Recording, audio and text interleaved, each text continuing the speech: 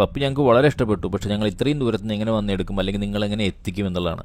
ഒന്നുകൊണ്ടും പേടിക്കേണ്ട, ഇന്ന് കേരളത്തിൽ നിന്ന് നിങ്ങൾക്ക് എവിടെ നിന്നും പപ്പി എടുക്കാം. അപ്പോൾ നമ്മുടെ മാർക്കോൻ്റെ കുഞ്ഞുങ്ങൾ രണ്ടുപേരും, ഒരാളിന്ന് നീലേശ്വരത്തേക്കും പോവാണ്, ഒരാൾ കൊടകരയ്ക്കും പോവാണ്, തൃശ്ശൂർ.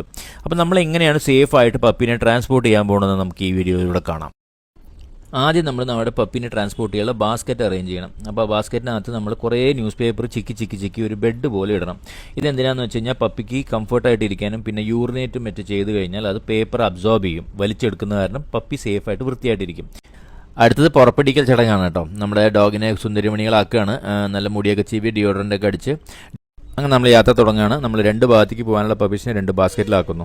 നിങ്ങൾക്ക് സംശയം തോന്നും ഈ പപ്പീന് ബുദ്ധിമുട്ടാവില്ലേ, സഫക്കേറ്റഡ് ആവില്ലേ എന്ന്. ഒരു പ്രശ്നമില്ല, എയർ ഹോൾസ് ഒക്കെ ഉണ്ട്. പിന്നെ നമ്മൾ നിശ്ചയ ദൂരത്തിൽ നമ്മുടെ ഡ്രൈവർ നിർത്തി അതിന് വെള്ളവും ഭക്ഷണവും ഒക്കെ കൊടുത്ത് സേഫ് ആയിട്ടാണ് കൊണ്ടുപോകുക.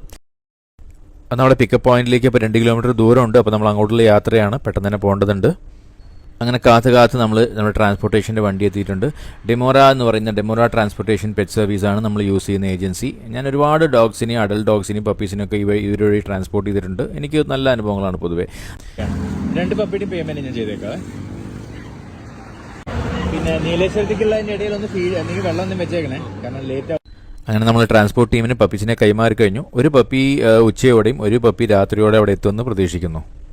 അങ്ങനെ നമ്മുടെ 2 പപ്പീസും സേഫായിട്ട് പുതിയ ഓണേഴ്സിൻ്റെ അടുത്ത് എത്തി.